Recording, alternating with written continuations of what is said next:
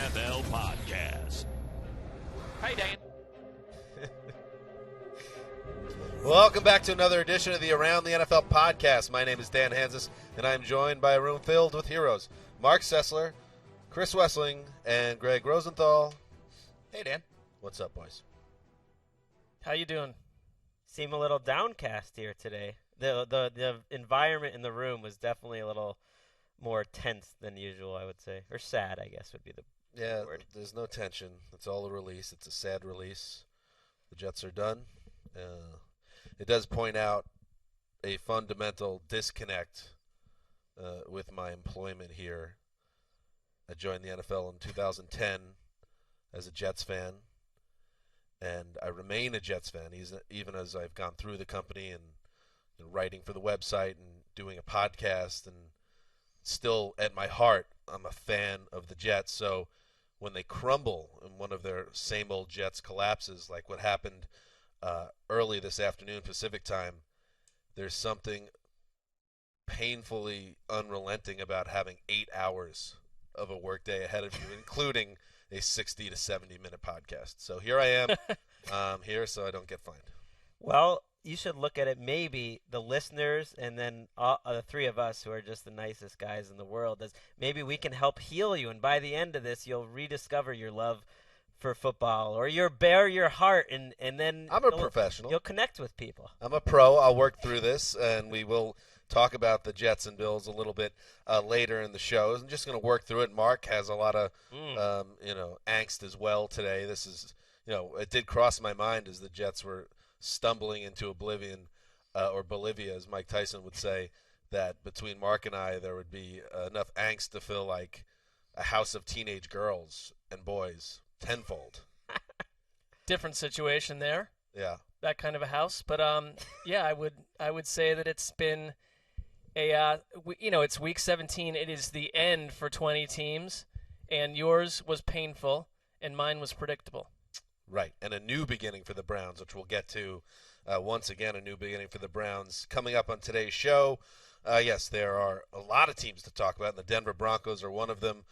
Somehow they are coming out of the regular season as the AFC's top team, according to the seedings. Coming up, we'll get into that, and the return of the Sheriff, so that will be interesting. Yes, as I said, Rex Ryan beat the Jets again. We will talk about that, and Sunday Night Football with the NFC North on the line. Vikings, Packers. A lot of good show ahead of us today. What a show! You gotta get used to this. So it's a test of professionalism, as you mentioned, because the good ship, the Jets are high up on those pain rankings for a reason. But the good ship around the NFL, we're just getting started. We're just taking off. So, we could have a lot of situations in the coming years and in decades where there's tough losses. Well, one and counter to big that, shows. Greg. The shows are getting bigger. That's what all I I'm think saying. that people like about this podcast is that we're not going to get Dan being fake excited. No, of course. We're going to get the real Dan, and that's go not. tune in somewhere else if you want to get someone who's fake Wouldn't want it excited any all other the way. time. Yeah. Two words, Greg. Fundamental disconnect. And I got to work through that. It's dysfunctional, kind of like the San Francisco 49ers. More on them. Now, that's a professional. More on statement. that also. Jim Tomsula out right before we start taping today. But let's start talking about some games. And we will start with, yes, the Denver Broncos, who, crazy because Monday night they're playing a game where I believe, a tie game late in the game. They went into overtime, of course. There's about 17 different ways the Bengals could have won that game, and they didn't do any of them. And there was a scenario late in Monday Night Football where the Broncos could have missed the playoffs entirely. Fast forward 6 days later, and they are the number one seed in the AFC, and it looks like it will be Peyton Manning leading them into the playoffs. Manning replaced an ineffective Brock Osweiler, helped guide the Broncos to a 27-20 win over the Chargers on Sunday. The win, coupled with a surprise Patriots loss, means that the Denver Broncos have home field advantage throughout the AFC playoffs. Greg, so that's the good news for the Broncos. The bigger question, though, and I think it's going to be the dominant narrative as we head toward the playoffs, did Gary Kubiak make the right decision turning his team back over to the Sheriff? That's That's an interesting way to put it, because Peyton Manning, on the face of it, didn't do a lot that was impressive in this game. He went 5 for 9, 69 yards. I didn't think Brock Osweiler was playing poorly at all. He was averaging over 10 yards per attempt. If you looked at the 3 turnovers that he had, one was on a drop. Another was on a pass where someone hit his arm in his back, when he was thrown. And the other was on a blindside blitz. Maybe a guy like Peyton Manning would pick up that blitz. He would know it was coming, and he wouldn't have fumbled the ball like Osweiler. But I do think it's the right decision ultimately, because I think their ceiling of winning a possible Super Bowl is still higher with Peyton Manning. And as crazy as it is, as a football fan, I just think it was the right decision. Because how great is this? I mean, just going into the playoffs, this is a fascinating storyline. We thought Peyton Manning might never play in the NFL again.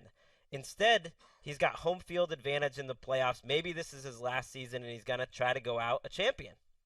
Yeah, I think the world of Peyton Manning. He's not always my favorite player, but I think we're all happy that he gets to go out. He has the opportunity to go out with a bang instead of a whimper. He's not coming off the bench behind Brock Osweiler.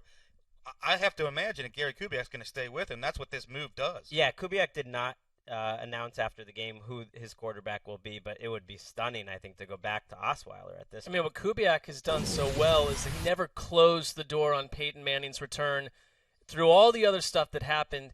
And, a couple weeks ago we were saying, when Osweiler is in there, that run game really came to life. But the reverse was true today, so I'm not sure you can really say that it's because of one quarterback or the other, but he gave them a jolt today. Right. Something changed the minute he came on the field. He said field. it himself.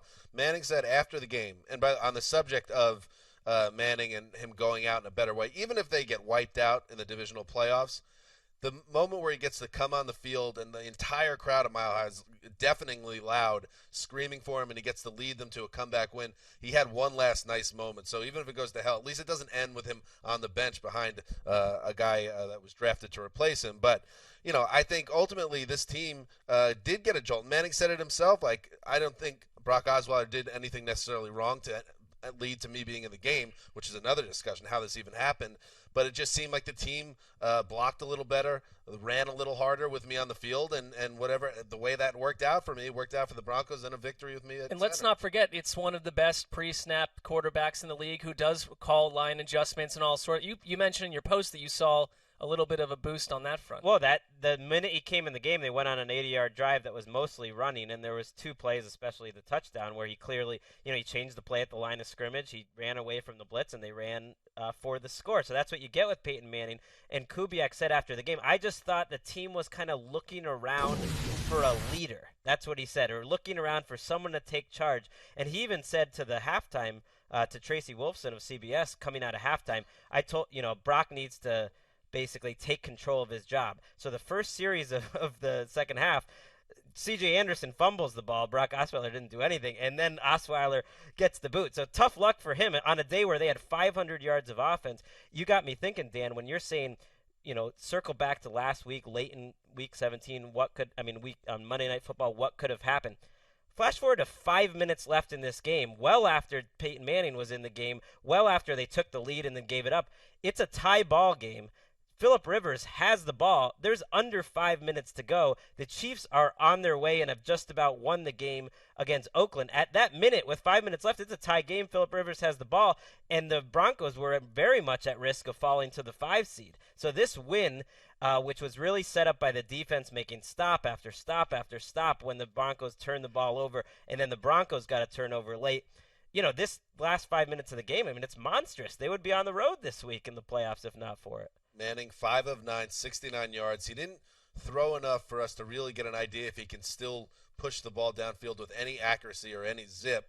I don't know if we saw enough today, so we'll probably have to wait for 2 weeks to see if he can still throw the ball. But, yeah, I don't think there's any doubt, Wes, that we're going to see Peyton Manning. It wouldn't make – as stunning as it was to see him come on the field out of nowhere in the third quarter, it would be even stranger if then they went back to Brock Osweiler. I think this is Peyton's team again. I do, too. And you mentioned on our NFL Now hit that the AFC playoff picture is wide open, and the Broncos are the definitive example. In the second half of the season, they have a plus 6 point differential. That is not dominant in any way. Brian Billick has this thing called toxic whatever. Don't Anyway, get him started on that stuff. there's some formula, and the Broncos are the lowest-ranked AFC playoff team in that. And their quarterback was a liability for most of the year. And when we say the AFC is wide open, it's not because there's 6 teams that are peaking right now. It's because anyone could win this. There is not a dominant team. And this will help Peyton Manning or any quarterback. Ronnie Hillman and C.J. Anderson, 15 carries each, totaling 212 yards and 2 touchdowns. And C.J. Anderson all of a sudden looks like the guy that was shredding defenses last year. So the Broncos, number 1 seed, but a total wild card. We'll see what happens with them. Any final thoughts, guys? No, I mean, you mentioned Anderson. Not only that, he might have changed the entire AFC playoff race. If he doesn't fumble the ball there, maybe Peyton Manning never gets his team back for the rest of the season. Great mistake by him. Saucy.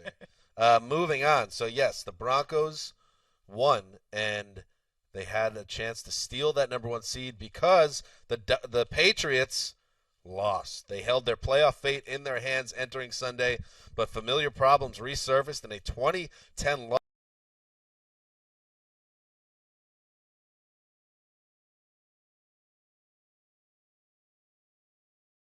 400th straight year. That's nice.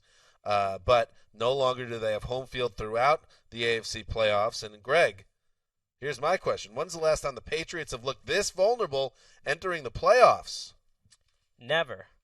I would say this is the worst they've looked heading into the playoffs. 2009 would be the other example, but that team was just lousy throughout. Not lousy. I mean, this is on a For them, though. For the Throne Wait a of second. Ease. One They were second. lousy when they Wait, won. Brandon behind the glass. This is Throne of Ease music, sir. We're looking for Throne of Sleaze. I was being kind at first. I know that Go you ahead. had a rough That's day. all I got. Greg's had a rough day. I was being kind. Give me a but little sleaze, Greg. Sorry. I can go ahead. No All right. worries. Greg, you can go. I want to just Yes. hear some sleazy music. 2009, that was a bad team. This looked like a very good team. We were talking about, can anyone beat the Thank you. Patriots this year when they were undefeated? They finished the season There you 2-4 down the stretch. This Dolphins team, their only win that they've had in the last 8 weeks was a 2-point win at home where they didn't score a touchdown against Matt Schaub. That's the only time the Dolphins have won a game since about 7 weeks ago. The Patriots only threw the ball 5 times in the first half. That's the lowest in Tom Brady's career. Steven Jackson touched the ball, I think 8 of the first, they ran the ball and Steven Jackson touched it 8 of the first 9 snaps. It's hard to watch. The offense is just totally lost. It's a weird mindset that the Patriots entered this game with. Were they trying to keep Tom Brady healthy or trying to win the game? Because I saw some quotes where Nate Ebner, I believe, told some of the Miami players after the game, we were just going to run the ball until we got 2 first downs. That was the game plan. And it looked like it. I mean, the longest pass completed to a wide receiver or a tight end was 12 yards. And their leading, receiver was James White because he had 1 screen that went 60 yards. My goodness. It was a weird performance, but they had to have been trying to win and thought they could do both because you have Tom Brady out there. And in Belichick's defense, every time Brady dropped back to pass, he got hammered. He got hit low. He walked and limped off the podium. He was limping around all game. It was about as bad a week. So a week after you kick off in overtime, you now come into this game with this kind of a scheme, this game plan. Either the hubris is off the charts or Greg gets too much ribbing for the Patriots because this actually is a team right now that is so banged up that they just aren't the team that we thought they were. Tom Brady, 12 of 21. And if you're watching on NFL Now or on YouTube, you just saw the low hit by Sue that really, I mean, the way Brady went down, you were wondering if maybe it hurt that ACL again in the right leg. But Brady goes 12 of 21, 134 yards. I mean, Steven Jackson in a must-win game to get the number 1 seed. Steven Jackson, who's basically, with all due respect, a mummified corpse at this point. 14 carries for 35 yards. Brandon Bolden's. I mean, have they simply, Greg, lost too many players at this point to be seen as a real credible threat at defending their title? No, I don't think so because I think they could flip the switch on the division round, win a close game where maybe they don't play their very best in the first round, and then get rolling again because we've seen teams do that, and I certainly think the Patriots could do that when you get Edelman back, when you get Chandler Jones missed this game too. Hightower. Sebastian Vollmer, but I don't think the injuries account for everything. That doesn't account for 438 yards for the Dolphins, 196 for the Patriots. So this was a game that the Patriots were actually very lucky to be tied in the middle, going into the fourth quarter. We're hand-wringing a little too much. We say that every year the Patriots are going to go 12-4. They finished Right? 12-4. They're Yeah. going to be. I think It's a different 12-4 though. Bye week it's helps. a personnel issue, Feels though. different. This team is not the team that they're going to take into their first playoff game. I totally agree. And the defense, I've never been concerned with the defense this season, including this game. For the most part, they held up for most of this game, and they have injuries, and they'll get guys back. So there's always a chance when you got Brady. I'll say this too, and maybe it's just because it's all I have left, but sometimes you look at, you could be tempted or mistakenly look at guys like they're not actual people. They're like fantasy players. So you're taking Julian Edelman and Amendola and Sebastian Vollmer. Not that he would be a fantasy player, but stick with me. Be a great one. And you assume you plug them back in, and after missing X number of weeks, they're all going to be the same guy. Those injuries are completely gone. But they're so beat up that there is a very real chance that those guys won't be the same guys they were when they were Patriots were killing everybody early in their season. I still think there's going to be real problems even when these guys are involved with the field. I don't think it's the cure-all to what's wrong. Agreed. There's no running game. There's no running backs coming back, and so they're one-dimensional, and they're counting on short guys that don't have a lot of long speed to go across the middle. It's a limited offense. Nothing deep. With the current roster, they are not the second best team in the AFC in my book. That said, I'm not sure what separates number 2 through number 4 or 5 anyways. Oh, I think they're the best team in the AFC. I wouldn't put them in as the best team. Over Denver? Yeah, I think they're going to be healthy. Denver's got a liability. Healthy, yes. As it stands right now. Oh, yeah, but that's not who they're going to be. That's not who the difference. Patriots are going to be when the games start. I don't see how anyone can consider the Broncos the favorites when their quarterback has been one of the worst quarterbacks in the NFL this year. Did Bortles catch Peyton Manning for the most interceptions? Right, so still a lot of interceptions in half a season. Moving on, so yes, it is time to talk about the Jets. And if you're a Jets fan, this game, especially the first half, it reminds you a lot of what happened in 2010 in the playoffs. You beat the Patriots in a huge setting, a season-defining victory over the Patriots, and then the next week you let down inexplicably. In 2010, it was in the playoffs, from the divisional playoffs to the AFC title game against the Patriots, where the Steelers, where they went down 24-0 at the half. And this year, it was Rex Ryan and the Buffalo Bills who end the Jets season after a stirring Week 16 win, a game where the Jets came out tight. They looked like a team that was fully aware of all the storylines that have been building up all week about why they couldn't lose this game. And what happens, they fall behind. They crawl back into it. They cut it to 20-19. And that's when one of the more infamous plays in recent Jets history happens. Ryan Fitzpatrick in the Bills' red zone. They're in field goal range. Locks in on Eric Decker and throws a crushing interception that spikes that drive with about 11 minutes to play in the fourth quarter. They get the ball back 2 more times in the fourth quarter, and all those drives end with a Ryan Fitzpatrick interception as well. So Fitzpatrick, who had been so brilliant all season, and he threw 2 more touchdowns in this game, and he set the club record for touchdowns in a season by a quarterback. Again, this is a team that had Joe Namath in once upon a time, so that is quite a record. Brandon Marshall had another touchdown. Eric Decker had another touchdown. But when it came down to it, it was the same old Jets. What is with Darrelle Revis' complete inability to cover Clemson wide receivers? Well, you know what? It maybe wasn't, that's true. But Darrelle Revis, again, showed this season he's a very good cornerback. But if there are elite young wide receivers in the mix, it will be time for Todd Bowles to rethink strategy and maybe employ the Patriots strategy, which is put Revis on the best number 2 guy and then have a cornerback and a safety double the stud wide receiver. A lot of money for a number 2 guy. I mean, I understand that. I mean, he shuts down almost everybody, but there are certain guys that give him trouble, and Sammy Watkins had 11 catches in this game, killed him all day, and the Jets – Mo Wilkerson broke his leg in this game, too. It was a real nice day for Jets fans and Jets history. But the Jets were the best team in football all season on third downs, and the Bills converted 9 third downs and 2 fourth downs. They stayed on the field. They killed the Jets in time of possession. And, when Fitzpatrick throws that interception early in the fourth quarter, the game shouldn't be over. There's 11 minutes to go, but the Jets' inability to get off the field meant that they only had one more possession after that.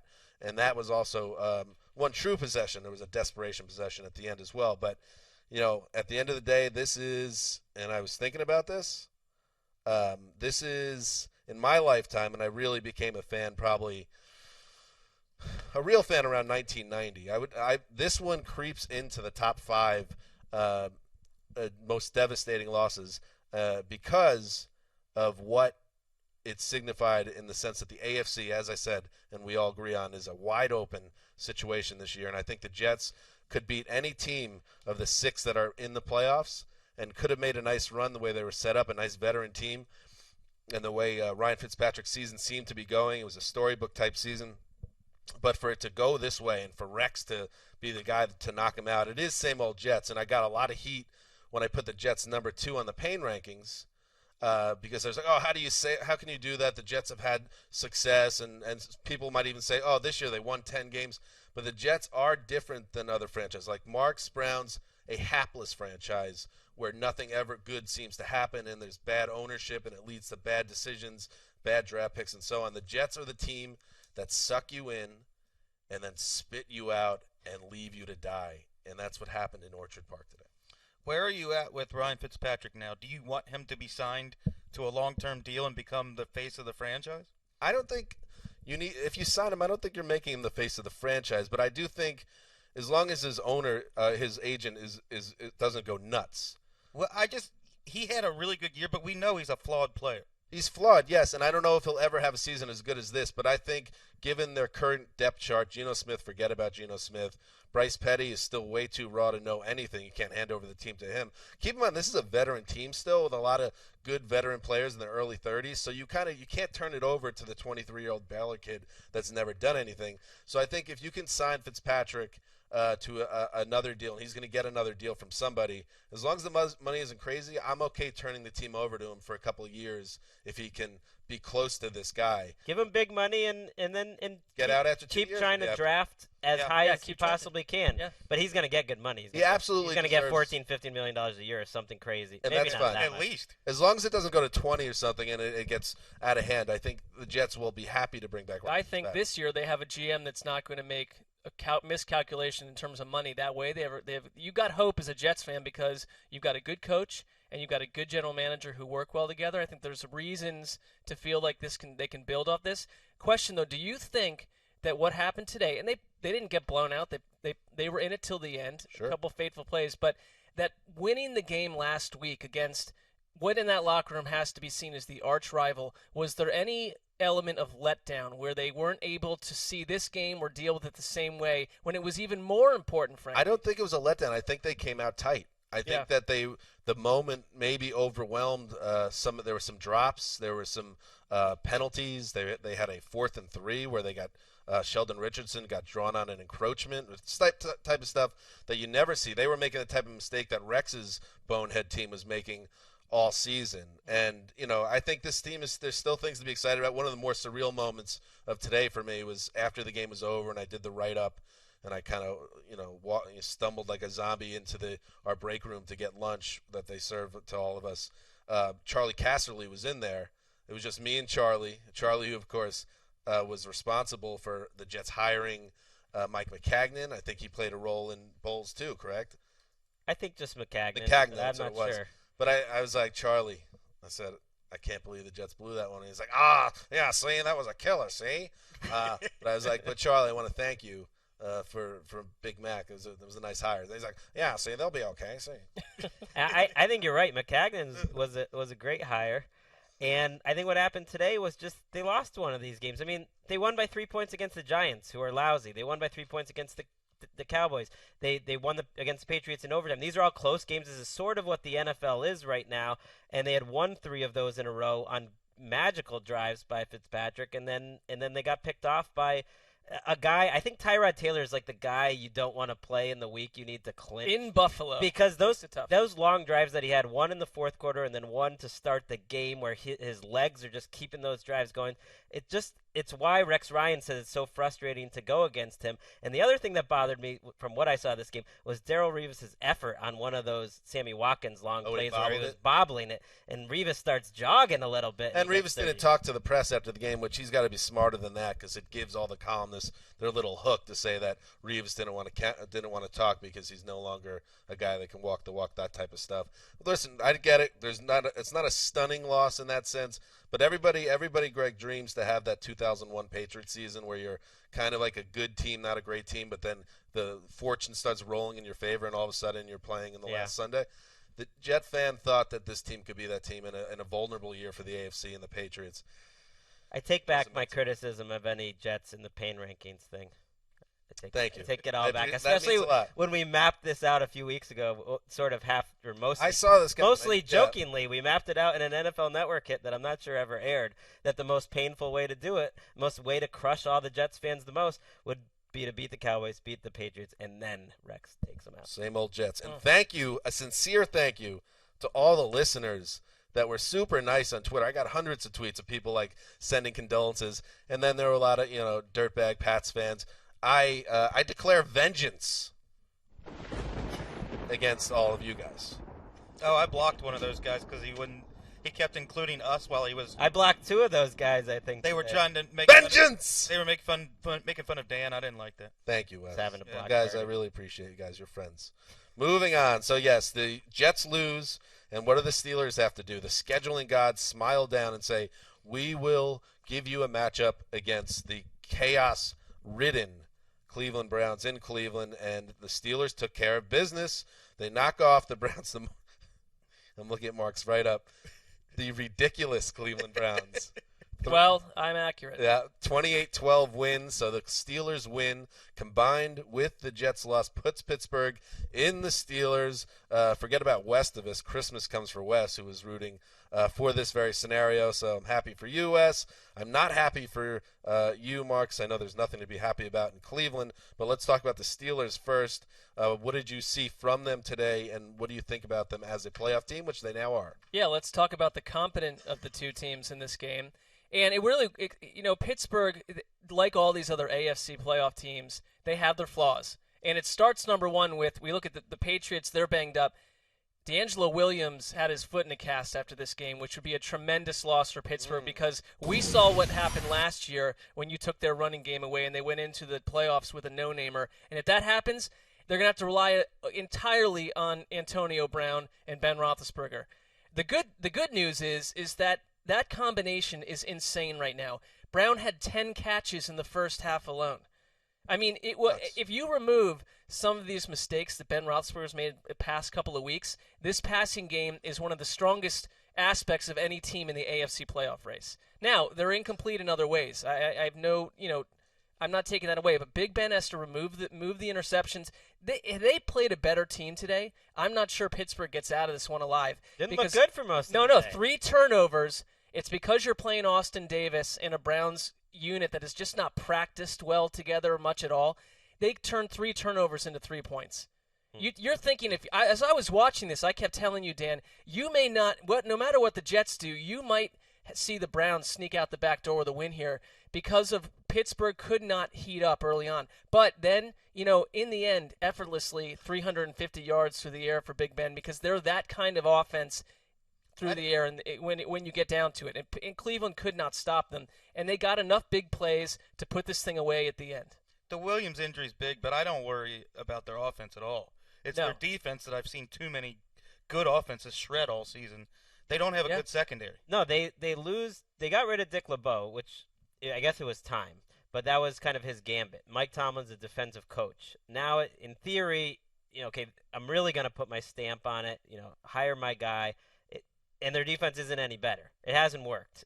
Last week was a perfect example. Their defense came up really small against Ryan Mallett. I mean, today I guess they did a good enough job against the Browns, but I disagree with what you said about the offense. If Fitzgerald Toussaint is your starting running back, it just makes you way more limited than when you had D'Angelo Williams, who I thought was playing at a Pro Bowl level. Toussaint today, 12 carries, 24 yards. They finished with 30 yards on the ground. Jordan Todman.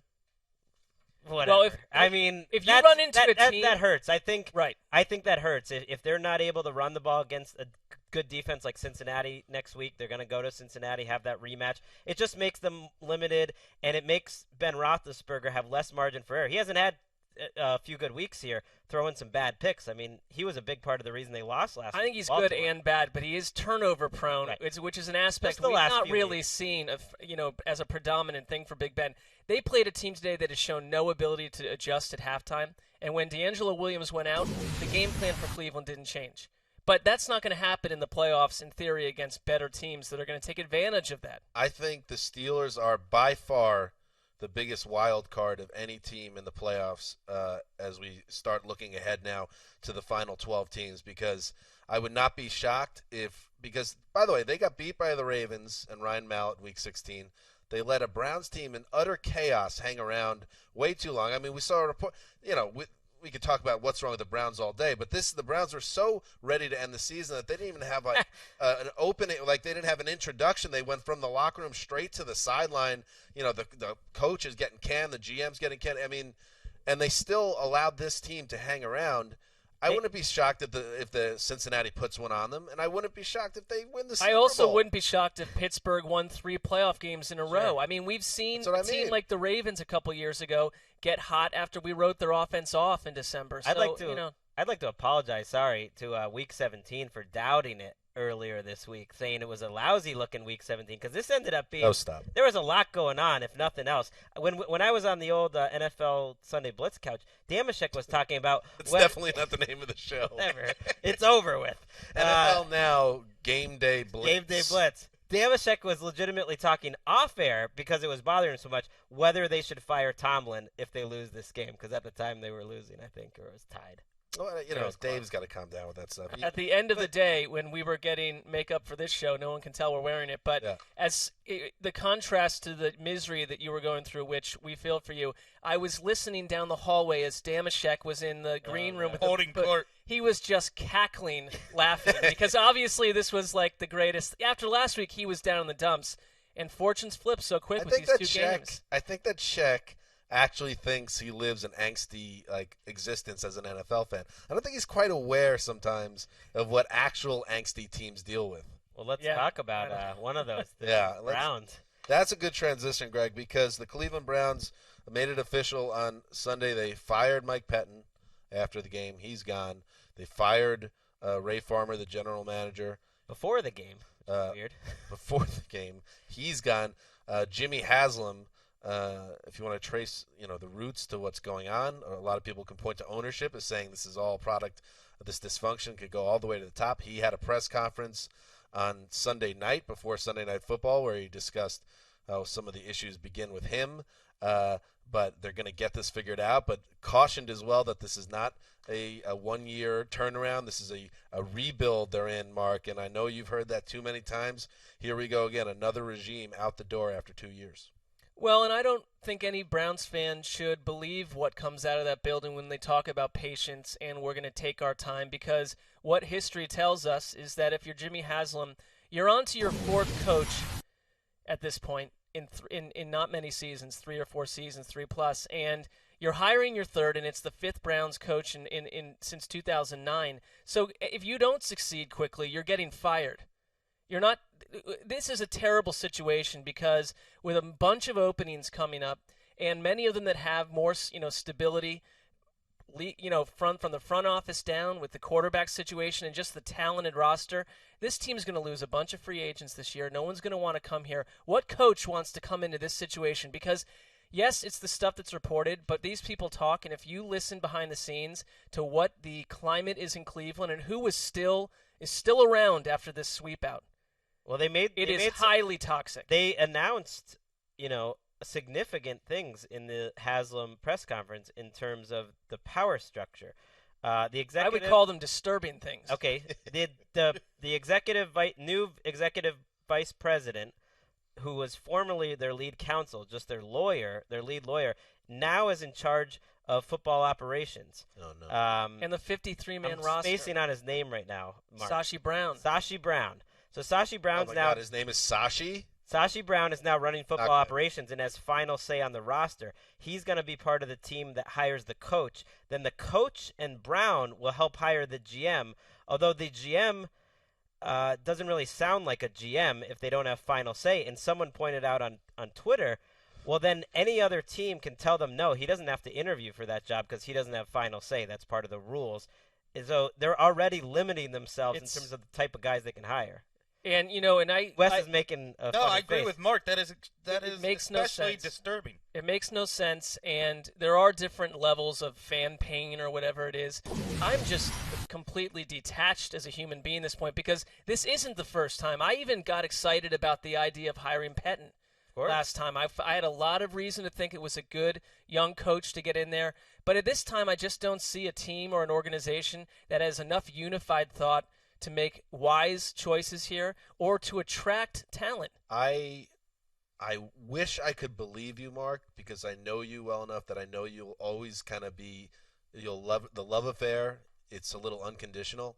I think you'll always, but I hope you're right. I hope you do detach because it doesn't seem like Was I this is that getting attached fixed up. this season? I told you more early than in ever, the I year would say. that I was more than ever. Yeah. I think you bought No. back in at midseason.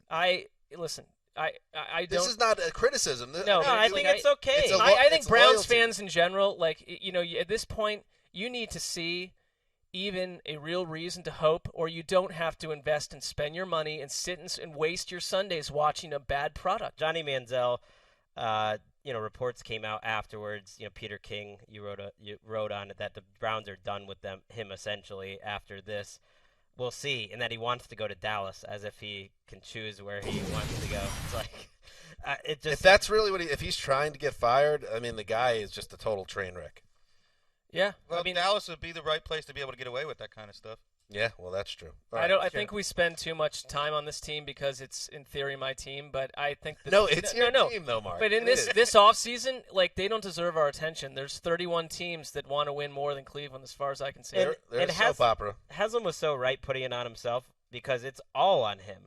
Because he hired Peyton while Michael Lombardi was still running the team. And then he fires Lombardi, then hires a general manager who has no history with Peyton. They don't get along at all. And that relationship, which they were battling for 2 years, ended up just blowing up. Everyone's a loser, including Haslam. And it's exactly because of the way Haslam went about things. The Browns are the equivalent of the Making a Murderer series on Netflix, where you plug in and you're fascinated and horrified and disgusted, but you can't look away because it's kind of train wreck TV, and that's what the Browns are. You ever seen a show? Factory of sadness. Yeah, I feel nothing at that point. You're not gonna be able to hurt me with that. But at this point, you ever seen a show The Day After back in the 80s? No. It was essentially what the Earth would look like if a nuclear bomb went off in the middle of America. That's what this is. Jason Robards. That's where we're at, folks. Moving on. So, yeah, the Browns are a mess. The Carolina Panthers are really the other end of the spectrum. They finished the season 15-1 in style with a 38-10 win over the Tampa Bay Buccaneers on Sunday. The win clinches the number 1 seed in the NFC for the Panthers. That's the first time in franchise history that they've done it. The Panthers came into the NFL in the year, Wes? 1995. Correct. So this is the first time in 20 years that they've pulled it off. And, I watched this game in kind of a stupor, a depressed stupor, but enough to have a couple takeaways. And number one would be Cam Newton locked up MVP honors. Not that this was even really a race, but you could put it to bed after this game. Another supremely efficient effort, 4 touchdowns, 2 passing, 2 on the ground. You look at his final season stats, he completed 60% of his passes, nearly 4,000 yards, 35 touchdowns through the air, 10 on the ground, 636 rushes. There's nobody that can come close to that production, all-around production, and then what the team did going 15-1. And I'll say that, the other thing, Mike Shula, who I know, Greg, you've never been a fan of, I am now. Yeah, I think everybody's got to be a fan of him now because you lose Kelvin Benjamin and you score 500 points in a season, which this franchise has never done before. Number 1 offense in the league. Number 1 offense in the league. They scored 30 or more points 8 times this year. Incredible. And they had a slow start. I don't think they even did that in September, and then they just started rolling. They didn't have Jonathan Stewart today. It didn't matter. They hung 38 on their opponent. And then you add in the fact that their defense led the NFL with 39 takeaways, and it makes sense why they flirted with perfection. This team is loaded. This team has to be seen as the heavy favorite to win the Super Bowl. And I don't know what else can be said. I mean, the Panthers have 2 weeks off now, and they're looking good. Cam Newton, did you mention, has the MVP sewn up now? I did. That's how we started talking about this. I think Did you just shut me out? Yeah. I think if the vote happened after last week, it would have been a close race where Newton won anyways over Palmer and Brady. And you're right. Now that the last week matters so much, I think he'll win This solved by a landslide. I don't really have much to say about the Bucks other than Jameis Winston We don't need to. finished with 4,000 yards. He's only the third rookie to ever do that. So, as guys like us who go through the entire news cycle of the NFL all year, how much buzz and ink and virtual ink was wasted on Jameis Winston being a potential headache and nightmare. It looks like they got their guy. Well, bottom line, I think he saved about 45 people in that building their jobs. But what you were saying about the Panthers, that's the answer to the question, who's the most dangerous team in the NFC? I hate that question. Who's the most dangerous? Well, the Panthers are. They're at home, and they've lost one game all year, and they have the number one offense, and then they have the MVP in the league, and they have the coach of the year. I disagree that they're heavy favorites, to win the Super Bowl. I would put the Cardinals right there with them. And I guess I would say consider me a little spook. We'll talk about the Cardinals a little bit later, but what happened today and with the Panthers, I don't know. Yeah. I'm giving the Panthers their due here. Yeah, they deserve it. But they're the most dangerous team because they've been the best team, and they're at home, and they've got the best player. Oh, and by the way, all the people talking about Lovie Smith as a Coach of the Year candidate a month ago closed out the season with 4 losses in a row. That's fair. Yeah. With the playoffs on the line. But he's safe. When the rookie quarterback shows promise, people keep their jobs, as Mark was saying. Well, unless you're Ken Wisenhunt, but yeah. Moving on. Yes, the Arizona Cardinals entered Sunday with a chance to potentially steal the number 1 seed in the NFC, and they did not come close. So Carolina holds up their end of the bargain. They blow out their opponent. And then Arizona puzzlingly, In a quizzical fashion. puzzlingly, in a quizzical fashion, get blown out. 36-6. The Seattle Seahawks beat them. I'm going to die. Excuse me. 36-6 win for the Seahawks, who close out the season at 10-6. And Wes, you called this in our write-up one of the most impressive performances of the year. For the Seahawks, yes. This was a one-sided game, and it was a mindset thing for the Cardinals. They did not enter the game with the right mindset. They played like a team that had nothing to play for, even though there was a scant chance they could still get the number 1 seed.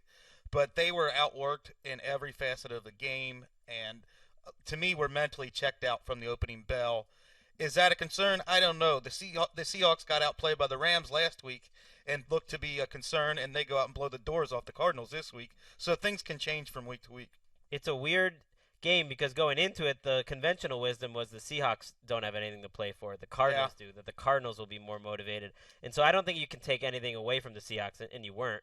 That they came out, and Carson Palmer's in the game in the first half, and they win the game 30-6 in the first half. So the game is over at that point. All the starters are in. So whatever the motivation is, I don't know. But Seahawks had the motivation to show everyone and to prove to themselves, we are a great team. We have been as good as any team in the NFL for the last 4 years, as good as any team really for a 4-year run that any team's had in the last 20 years, and the best team in the NFL for the last 8 weeks too, by the way. Right there with the Cardinals and the Panthers. So they proved it, and now they're going to be tough to beat. Sorry. I'm willing to give the Cardinals a mulligan just because of the fact that in every other game this season, they've showed up. They've looked highly motivated. I mean, this happens in today's NFL too. Good luck finding more than 1 or 2 teams that do this 16 weeks in a row. They're 13-3. Right. I mean, they've been fantastic, and I do think that they're just as dangerous as Carolina if they're playing at their peak. We'll see. I agree with you on the mulligan, and I still think the Cardinals are a stud team. I think, they won 9 in a row, 8 in a row going into this game. But if they see Seattle in the playoffs, I feel like this game could have some DNA that could lead to Seattle having some type of psychological advantage. I think it's one thing to win in Arizona, to blow them away. I think that this really could have big factor in the NFC playoffs. I think Happened this last year too. I mean, I that think this was could mean with a something different big. Cardinals team and not as healthy. Well, Richard Sherman, they asked him after the game, there's some talk the Cardinals, I don't know where this talk comes from, talk that the Cardinals would be worried about you guys coming back here, and he was just like, they should be. We'll get after him. Who knows if the Seahawks will wind up matching up against him? Matters on the seeding. Well, this is also useful for Bruce Arians. It's going to be absolutely pure motivation, and it's going to get them refocused pretty easy. yeah. The hopeful part of my Patriots fandom was thinking that, but with the Patriots in terms of, well, this is going to give Belichick plenty to harp on and be miserable about for a couple weeks, and sometimes they respond to that. I don't think Bill needs anything to be miserable. Well, I'm not even sure that's how Good at that. coaching operates half the time either. But I can't wait to pick the Seahawks in the first round of the playoffs to win because nobody wants to face them right now. Russell Wilson, this is the best 7-game stretch in NFL history as far as touchdown to interception ratio, 24-1. Whoa! And their defense for the 4th straight year finishes with the fewest points allowed. This is a pretty complete team. Moving on, the Houston Texans are the AFC South champions. J.J. Watt and Whitney Merciless combined for 6.5 sacks. Listen to this, guys. 6.5 sacks, 3 fumble recoveries, 5 tackles for loss, and a forced fumble. A 36 win over the supposedly improving Jacksonville Jaguars. The Texans will host the Kansas City Chiefs in the wild card round. In a wide-open AFC, we'd be wrong to assume they're an easy out, right, Wes? Oh, yeah. You saw what J.J. Watt's going to do without a cast today. Oh, my goodness. He He's was unblockable. dominant. And do you guys think that locks up Defensive Player of the Year for him? I think That was huge. realistically it does because I think him getting into the playoffs and having the great season that he did. right. I thought Aaron Donald had my personal vote going into this last week, and he had 4 quarterback hits today, so he didn't have a bad game at all. And so I think it was close, but I think Watt will get it. I think this gave him the sack title, too. And you know what? Watt should have won it 2 years ago. Yes. So he's owed one, and now it's going to even out. He'll be the Is that how it if he works? wins. Well, it should. He wins, he'll join Lawrence Taylor as the only players ever to win it 3 times. I will say, on a note of levity and a show that needs it, J.J. Watt sack dance today. I don't know if anybody saw that, and if see you're it. watching on YouTube, you can check it out. We talked about earlier in the season, he had the line about Andy Dalton and, being the pop gun quarterback, whatever it was, and you could tell he clearly was practicing it in his hotel room mirror. Here, he took every popular dance by NFL players this season, celebration dance, whether it be after a sack or a touchdown, and combine them into one dance. I think he practiced this alone in a mirror for roughly 7 hours. Oh, for sure. Still, JJ's still trying too hard. He had an Personality. answer. He had an answer for that after the game. He said, "If you don't like it, be good at football, join the NFL, and do your own sack dance." That's cool, JJ. I'm just saying you're trying too hard, bud. That's all.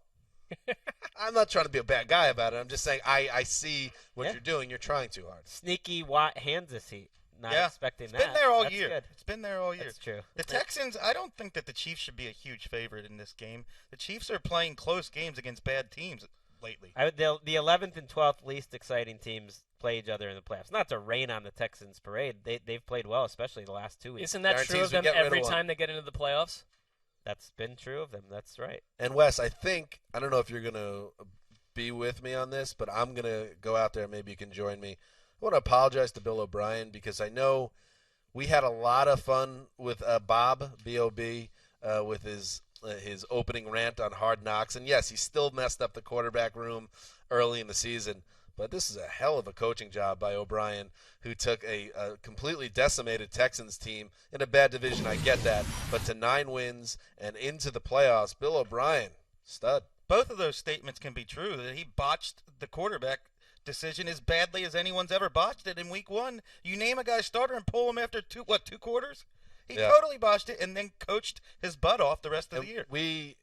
We mocked him hard. And this also He deserved to be the mocked. same team was down 41-0 in the second quarter to the Dolphins. And who's the Houston Chronicle? John McClain. John McClain, who I haven't heard from in 3 months now, was having a ball mocking this team. So all of a sudden now they're a playoff team with a winning record. Just, 4-6 outside the division. It's at least Congrats are in order. worth noting. It's a nice season no matter what. You're winning games with Whedon and Hoyer. Could name a few coaches that haven't done He's that. done a terrific job. Let's move on, gentlemen. The Kansas City Chiefs capped off one of the more unlikely streaks in NFL history, beating the Oakland Raiders 23-17. It was their 10th consecutive win. And here's their season, Mark. They win their opener against Houston. They lose their next 5 games, including that insane heartbreaker to the Broncos. Would have been nice if they had that win when you look at how the standings ended up shaking out. Then they win their final 10 games. Another AFC team, maybe some people are looking past, and maybe they shouldn't. Well, I think Wes summed it up, though. The Chiefs are what they are, but I think that you a team have that never loses. Well, okay. Here, I would say Andy Reid. I wrote it in the thing today. He, to me, deserves a lot of credit for Coach of the Year, although he's not going to win it because of the way these seasons played out in Carolina especially. But Andy Reid has saved his job when he probably could have been on the hot seat at that season and continued off that 1-5 start. But they aren't dominating bad teams. They are winning these games as a complete team. Where today, for instance, they get off to a 14-0 start, and it looked like it was just going to end up in one of these. Maybe they are going to do it 41-0 wipe out of the Raiders, who don't have a lot to play for. It turned into a completely bizarre game that really required the Chiefs' defense to tighten the screws for a long stretch against Derek Carr. But a couple of wacky plays at the end. The Chiefs went for it on 4th down and had a completely ill-fated, botched fake punt attempt that gave the Raiders a chance to win this game. They're down by 6 with, a minute 32 to go. Chiefs finally closed them down. And that said, forget it. This game doesn't matter to me, Week 17. The Chiefs, as a whole, what they've done with their backfield, and it's someone stepping up week after week. Alex Smith is sneaky mobile. I think he doesn't get the credit he deserves for that dimension of their offense, and he does just enough as a quarterback through the air. I mean, they're banged up on defense, and they had, I think, 6 sacks today. Well, he's a huge part of their running game. Yes, I mean, he is. He was their leading rusher today. He is the reason why they're one of the best rushing teams in the league, and he is one of the best rushing quarterbacks in the league, has been all year. I'd be concerned about their offense going into the playoffs, especially against Houston. I mean, we'll talk about that matchup moving forward. The offense has taken on water over the last month. The offense is not playing well. They're in the playoffs because their defense is number 1 in the league in points allowed over this 10-game span. They have not played a winning team since that Denver game, but they won that game easy, and they've taken care of business. I mean, they've done a great job. They barely beat Cleveland. But it's a defensive team who makes just enough drives, and Macklin's turned out to be good. Yeah, supposed to get Justin Houston back next week, correct? I don't think that's for sure. Okay, well, they did get Tom Ali, and then you go against the Texans' offensive line with Dwayne Brown, their left tackle, one of the best tackles in the league, out with a torn quad. I think you're right. That's big, and I really do think Andy Reid isn't getting enough buzz for coach here because 10 wins in a row. No Jamal Charles. Justin Houston missed the last quarter of the year. Not playing remarkably well as a team in the last month of the season, yet they kept winning every game, which a mediocre team isn't supposed to do that. So he's doing something right. This is a good team that Reid has playing like an undefeated team. Yeah, it's pretty remarkable. Yeah, we spent the whole show saying that the AFC lacks a dominant power at the moment, and it's very wide open, which it is. So, yeah, why not the Chiefs? Except that I just can't get behind that until I see it happen. And it's not completely logical or fair to Kansas City, but you just don't see them as that team. Well, they got the right matchup, though. I mean, they did. They got a winnable first game, That's right. And then you never know. They're trafficking in the impossible, though. I mean, this was a team that was 1-5 that finished 11-5. So it's like in a weird NFL season, I'm not ready to just assume they're not going to make a run. We'll see what happens. No, it was a remarkable finish, and again, Andy Reid. Why not more credit? Ridiculous. And Marcus Peters finished out strong. I mean, their defense is good at every level. Yeah. The Bengals, let's talk about it. They won't have a first-round bye, but consider them, Chris Wesseling, a victim of circumstance. Cincinnati tied a franchise record with its 12th win after knocking off those frisky Ravens 24-16. The Bengals enter the playoffs as the 3 seed and a matchup against the Steelers. Mailman, we are less than a week away, or a week away exactly, depending on how the schedule breaks out, from Westivus 16. Bengals are in the wild card game for the 5th straight year. My favorite holiday in the NFL, Westivus. It happens every year. The Bengals lose in the opening round, and they're going to lose this game too because the Bengals can't have nice things like playoff victories. Got 12 wins though. This is a dream scenario. I wanted to see the Steelers on Westivus because I can't wait to pick Big Ben over A.J. McCarron in a playoff. You and everyone else. That almost makes me think maybe the Bengals will do it just because conventional wisdom. Everyone's going to take the Steelers in this game, don't you think? Well, It just seems like the upset. If Marvin Yeah. Lewis Or whatever. has a motivational bone in his body, he's going to ride it hard here because that will be the narrative. Oh, they can't do it. They lose every January in the first playoff game. The Steelers are great. They're going to blow the doors off. McCarron can't hang with Roethlisberger. Well, I don't know. Wes. By the way, McCarron didn't convert a single third down today.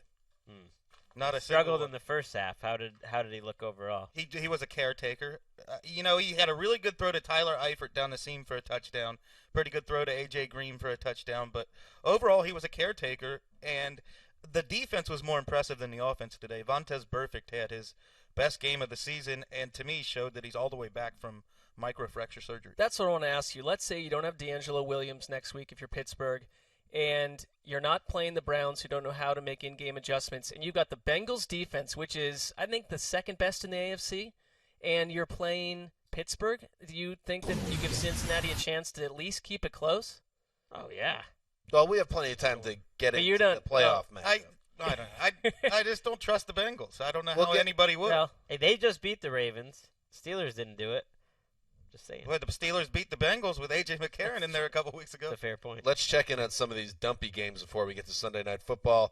Jamarcus Sanford's interception at the Atlanta 25-yard line with less than 2 minutes to play set up a field goal. As time expired, the Saints, a 2017 win over the Falcons on Sunday. Julio Jones finished that game with 9 catches for 149 yards. Moved into second place in the NFL single-season records for both receiving yards and catches. To me, the only thing really to hit on right now is that Sean Payton is a goon. Here he is, just for fun, one last time this season, talking down to a reporter who he thinks he's better than. We got the players in tomorrow. We got to evaluate the roster. We got a lot of things we got to do. If I feel the need to get you an itinerary, I will. Jerk. But no, that's the answer though. That's the answer. That's the answer. You with me? I can't be more clear. Next question. What a bowl of laughs that guy is. And then he stomped out of the press conference after 3 minutes because he didn't like the questions. Essentially. I kind of 3 like it. minutes I and think it's 30 funny, but But it's funny, when it's funny, like a guy is a jerk, and it's funny to laugh at what a jerk is to people. Yeah. But have fun with that, Saints. That's your guy still in the future. Julio Jones Most stat: likely. more receptions, yards, and touchdowns than the entire Rams wide receiver corps. Yeah. Oh, wow. Yeah, and I like Sean Payton. It's so double-faced just because he's doing it at the same time that his reports are coming out there. He doesn't want to go to Miami, but he would go to San Diego. Another job that intrigues him is San Francisco. San Francisco. It's like he's even just throwing out there. I like that job that's covered right now. Him and Drew Brees are a match made in heaven, let's face it. Moving on, Matthew Stafford threw for 298 yards and 3 touchdowns. Calvin Johnson had 137 yards in what might be his final game with the Lions, and the Lions had a 24-20 win over the Bears. Could be Jim Caldwell's final game with the team. Detroit finishes 7-9, and they won 6 of their last 8 games. So, that's all well and good. But when you start 1-7, it doesn't matter what you do in the second half. Which one of these teams has the brighter future, Wes? I think the Lions, no question. And I think Jim Caldwell should have his job saved. They finished. He's not my favorite coach, but they finished out strong, and they were really good last year too. And everyone always says, "Oh, we'll keep Jim Bob Cooter." Well, when you fire your coach, you don't. How often does the offensive coordinator stick around? That's completely thrown in a blender. And if he is that valuable, and it seems like he is to this, he's a young play caller that they love. I mean, maybe you give this another year. He's 18-14. It's weird that they fired the GM because halfway through the season now, because now you have to hire another GM. And does he want Caldwell? But it's unfair to fire him after 18-14. Yeah, I mean, the only way that move made sense is if they really had something lined up nicely. If they're just like everyone else now, it was kind of a strange move. But things are pretty dark in Detroit. I think it's easy to forget now. When they were 1-7, yikes. Moving on, kissing Cousins time. Kirk Cousins threw 3 touchdowns before leaving late in the second quarter, and the Washington Redskins finished the regular season with a 34-23 win over the woeful Cowboys, who are getting a top 5 pick out of this season, a season where their loyal supporters and, of course, the front office thought they were a Super Bowl team. And here is your kissing Cousins stat of the day, guys, which I know you like. You like that? Cousins broke Jay Schrader's franchise record for yards passing in a season. He threw for 4,166. Redskins 4-game winning streak going into the playoffs against? We'll find out. We'll find out. Sunday Night Football. Good point. There you go, guys. Here you go. I'll tee you up. Say something nice about Kirk Cousins, and we'll move on. The Redskins organization has been around for 83 years. Kirk Cousins not only threw for more yards in a season than any other player, also has more combined touchdowns than any player in Redskins history, 34 touchdowns. And he was in fuego today. It goes to my theory that if you Fuego, don't have bring a it back. quarterback, draft multiple quarterbacks every draft. Not just pin all your hopes on one guy, then don't draft one again. Look how this has turned out for Washington. How unpredictable. We never could have called this in 2012. They're not going to be a pushover for whoever plays him in the No, first they're round. playing really No, well they're right now. interesting. I mean, people, they didn't need to win this game, and they still just dropped a bomb on them for the first half and then took the guys out. They're playing really well. What Dan Snyder should now do for the Washington football franchise is try to get them moved into the AFC, where I think they would have a chance potentially. NFC, it's a tough sledding in that. Well, they're in the worst division in football, so, worked out okay. Yeah, everything's great. Moving on, Josh Freeman and Ryan Lindley each threw a touchdown pass. How about that? And Jarrell Freeman scored on a 23-yard pick in the second half. The Colts beat the Titans 30-24. As we know, the Colts needed a 9-team parlay to steal the AFC South. Hey, playoff robot, how many of those did they get? They had, at halftime of the game, they had 7 of 8 going. Texans were up against the Jaguars, and that ruined it. They never had a chance. But I do like a world where Alex Tanney, trick shot quarterback extraordinaire, comes in for an injured Zach Mettenberger and almost decided who has the number 1 pick in this draft. He came in, went right down the field for a touchdown. The Titans only down 3 at that point. Could have had the number 1 pick if they won the game. I could have lost it. But I told you, Greg loves football. Like we're talking about this game 37 more seconds than we had to because Greg just loved the action so much. Mark and I need to figure out if the proposition was Ryan Lindley plays another game or starts another game. We'll look into that. I mean, can we just say, thank God, no more Indianapolis Colts? Yes. Yeah. Bye-bye. Oh, yeah. See you later. And by the way, we will a couple things. We got to this week and the week coming up. We got to talk about the Fork. We have multiple charity donations to make in multiple cities across the United States. 3. And also, we will, at some point this week, check in on all our sandwich props from the regular season, see who owes what. I'm looking forward to that discussion. Let's move on. NFC East magic here. Walter Thurman scored on a 83-yard pick six in the third quarter. And the Eagles, without Chip Kelly, snuck by the Giants 35-30, another narrow loss for Tom Coughlin in what might have been his final game after 12 seasons with the Giants, although that's not a done deal from some stuff we're seeing out there that this could still be up in the air whether Coughlin will be back. But you can't hide from the facts that since the the Super Bowl win over the Pats in the 2011 season, the Giants have missed the playoffs every year, and they went 6-10 this season, their third straight losing season. Time for a reboot. One thing about the Eagles, Zach Ertz has emerged as a star. 450 yards receiving over the final 4 games, the most ever by a tight end in the final 4 games of a season. I love that. You know what's going to happen? A bunch of schmoes are going to draft him too high in their draft and then be ripping their hair out. Be like, what happened to December Zach Ertz? Making the leap candidate from 2 years ago. I think he's good enough to replicate that again. I'm just happy to see in an emotional day at the Meadowlands that Pat Shurmur gets to go out a winner. Yeah, that feels poetry to me. That's right. Moving on, the St. Louis Rams. Congratulations, guys. You fulfilled your destiny, falling 19-16 in overtime to the 49ers, thus ensuring another 7-9 season. Round of applause from around the NFL. Way to go. Way Jeff to go. Fisher. I mean, the lengths that they went to go To go 7-9. to lose. First of all, to lose. They had to work for it. To lose to a team that fired its coach literally minutes after the game ended. They lost a 6-point lead in the second half, and then they did have a kick in overtime to take the lead that was blocked. And so naturally, I think they just let's not do it. Let's kick that one right into the. Here's the he kicked the snapper in the ass with the ball. That's what I heard. Here's the company that Jeff Fisher is keeping. This is from our researcher Law Murray. Since the merger in 1970. Only Dave Shula and Lou Saban have been granted a 5th year after 4 straight losing seasons.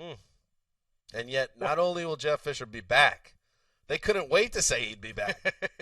The Rams are like, he's coming back. He's coming to L.A., baby. He's doing exactly what the plan inside that building is. Go 7-9. He is a genius. He is a methodical, precise genius. And now start the countdown clock to the combine, where Les Snead, who, by the way, it helps you when you're a 9.5 physically, goes up to that podium, looks better than everyone, and speaks with confidence, and everybody starts buying into it. And then Jeff Fisher comes out, and because he has respect of people and he has expensive dinners with a competition committee, he says things that kind of make sense. And then all of a sudden people are talking themselves into the Rams again. But guess what? January 4th of 2017, they'll be 7-9 again, whether you're in L.A. or St. Louis.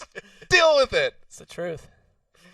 What else can we say? Yeah, I told you you'd get excited by the end of it. That the football, it was the Rams that The did Rams it. They brought brought it out out. the joy. It's cathartic. And Jim Tomsula, yes, has been dismissed, fired as the coach after the game.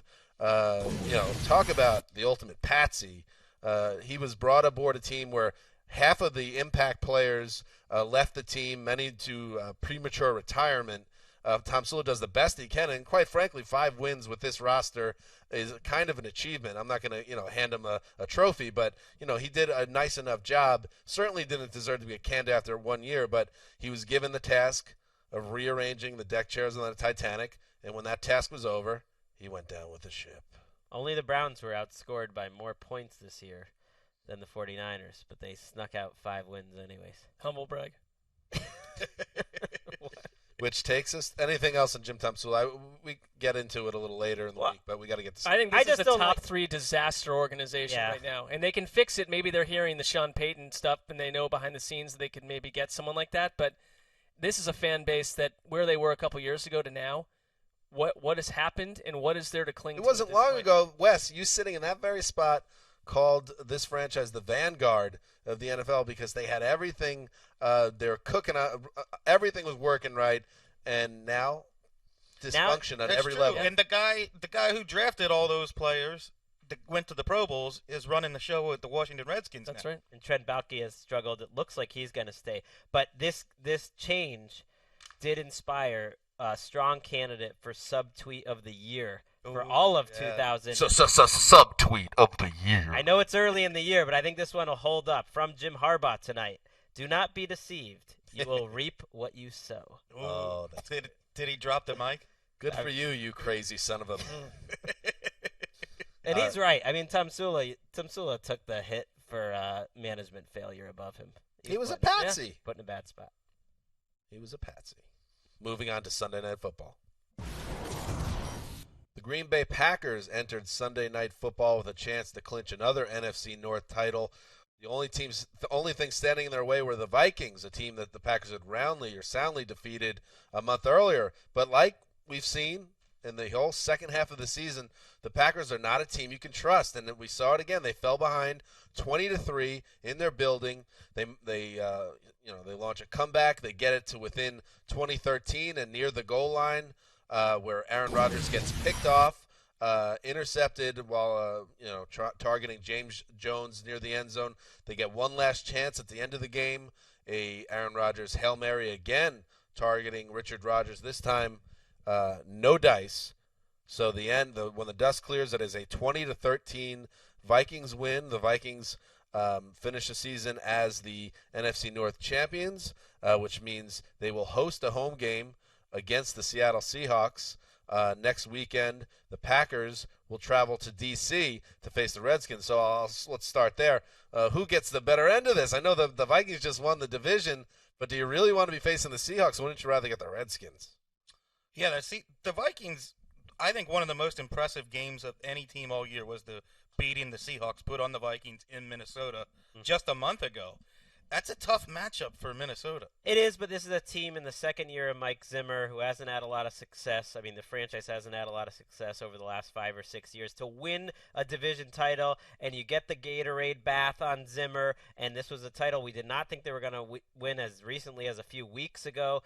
That is success in itself. That is a successful season. So maybe there's no shame to losing to Seattle next week. This team I don't think is going to the Super Bowl anyways, but there's a comfort in knowing what you are. They're a team that knows what they are. They're pretty much the same every week. They're a team that can win a game in Green Bay, even though Teddy Bridgewater only throws for 99 yards. Yeah, and I think at the end of the year, the better team won tonight. And I don't really trust Green Bay to do more than they did this evening, which is score 13 points.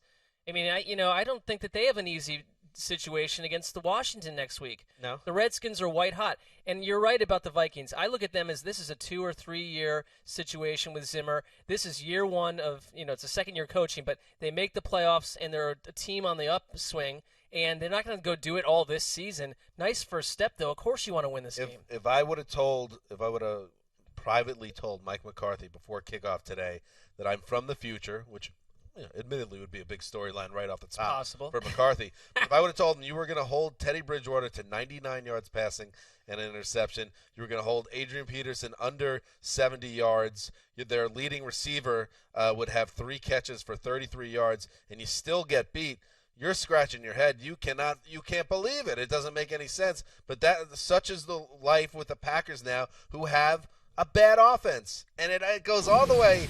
It goes all the way through the organization how this could have happened this season. But also some of it has to fall on Aaron Rodgers, and I know, no Jordy Nelson. We've heard that, till we're sick to our stomachs at this point. But Aaron Rodgers has not been able to lift this offense, and he's been culpable as anyone.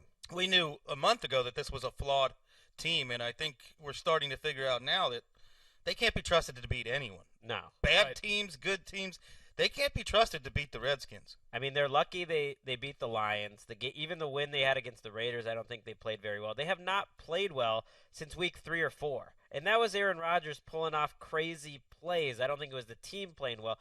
The Vikings know what they are. I don't think the Packers know what they are, because they are just used to racking up offensive numbers in the passing game, and now that they can't, it's like they have no other move to go to, and they just seem confused. Not a great home team this year either, so this idea that, they lose Lambeau Field for a potential playoff run, they weren't great. I don't think they won a division game at home this year. That's outrageous in an okay division that they didn't win one home division game. Randall Cobb and Devontae Adams have to be on any list of the most disappointing players in the NFL this season.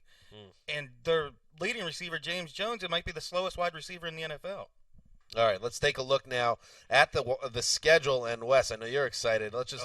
West of this is landing on a Saturday night. Look out! I don't know. We might have to, Greg. You might have to hire some type of bodyguard to watch over Wes if West of this gets too crazy. Well, West of this, of course, for people that don't know, the Bengals first round matchup. We talked about it earlier in the show. Saturday. Bengals first round playoff. Really just. Did I miss that?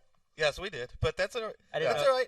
The good thing about the West Coast, though, is it'll start at 5:30, not 8:30. So we get a little bit of time to play with. It's interesting this year. AFC games being played on Saturday, NFC games being played on Sunday. That's the first time ever, I think, since I've been a fan, where they didn't split up the conferences both Saturday and Sunday. With Green Bay and Washington in the late game Sunday, Seattle and Minnesota early game Sunday. So a lot of good football. We're down to 12 teams. 12 teams. How many games? I don't know. Well, a lot of games. 12 teams, 11 games, 4 weeks. Got a bye week. Don't take my heat. That's all I got left now. It's an homage. It's showing how I know. That's when you know you're really making it. Let's end this show now because I need to go home. Whiskey could be involved. We will be back Tuesday with another episode of the Around the NFL podcast, where we will start talking about these 12 teams that are left, and we'll also we'll talk about our sandwich props from the regular season, touch in on, as I said, our charity endeavors that we need to dig into. It's going to be a busy show on Probably Tuesday. A lot of coaching changes by then, or a few more. Good point, Greg. Black Monday coming up in less than 3 hours here on the West Coast. So it keeps rolling. It ain't over yet. So make sure you tune in. Thank you to everybody listening. You can check this show out on YouTube and also on NFL Now. And you can also get us at NFL.com/podcast, Stitcher. Where else? Where's that Stitcher award? No one knows, but let's get out of here. That's what, Mark. Let's get out of here. It's time to go. It's time to go home. Another day with the NFL is over. This is Dan Hanzus signing off for Quiet Storm, the mailman, the boss, Big B behind the glass. This day's over. Till Tuesday.